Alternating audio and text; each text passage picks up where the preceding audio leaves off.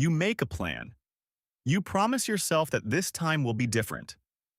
You start strong and then, a few days later, you are right back where you began.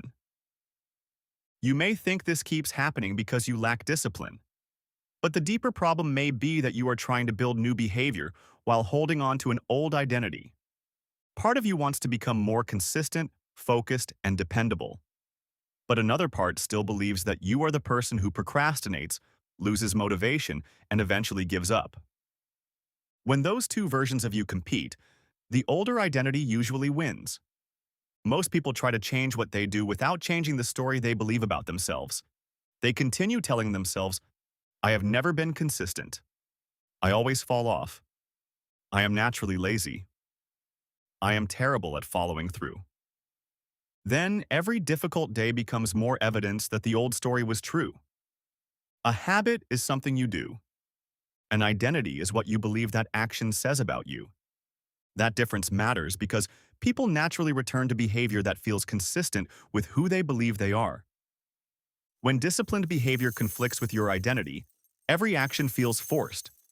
You are not only trying to complete the habit, you are fighting against your own expectations of yourself. That is exhausting, and it rarely lasts. Instead of saying, I am an inconsistent person trying to become disciplined, begin with a different standard. I am becoming someone who keeps small promises to himself. That does not mean pretending you have already mastered discipline. It means choosing the kind of evidence you want your actions to produce. Imagine that you want to exercise every morning.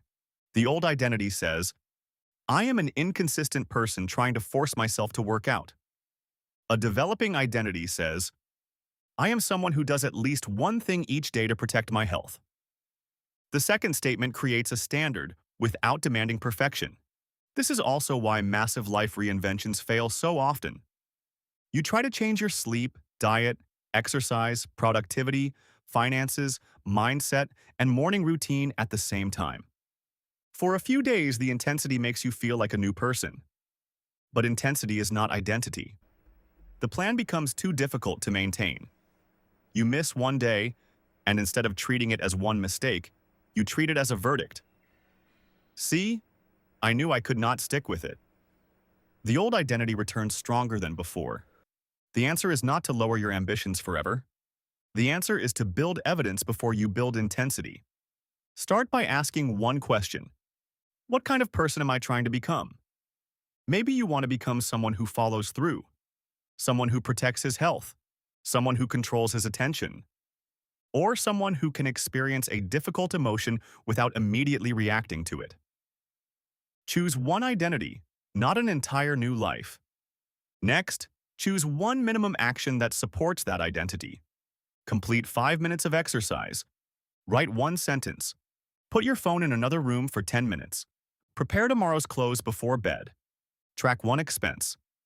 Complete one important task before entertainment. The action should be small enough that you can still complete it on a difficult day. Do not judge the action only by its immediate result. 5 minutes of exercise may not transform your body today. One completed task may not transform your career. But every completed action becomes evidence. I am becoming someone who keeps promises to myself. The minimum action is not the final destination. It is the entry point. And eventually, you will miss a day. That does not erase the identity you are building. The dangerous moment is not the mistake. It is the conclusion you make after the mistake. Do not say, I failed again. Ask, what would the person I am becoming do next? Reduce the action if necessary. Resume at the next available opportunity. Do not wait for Monday, next month, or another dramatic restart. Discipline is not proven by never slipping.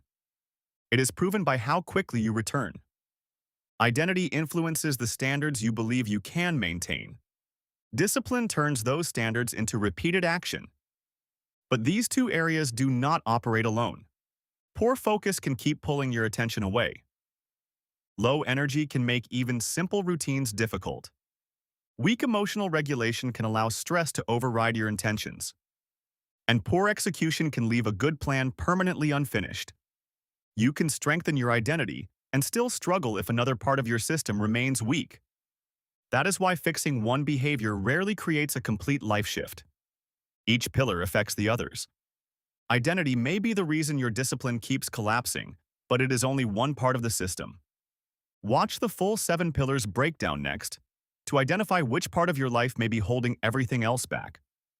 Your weakest pillar may be controlling more of your life than you realize,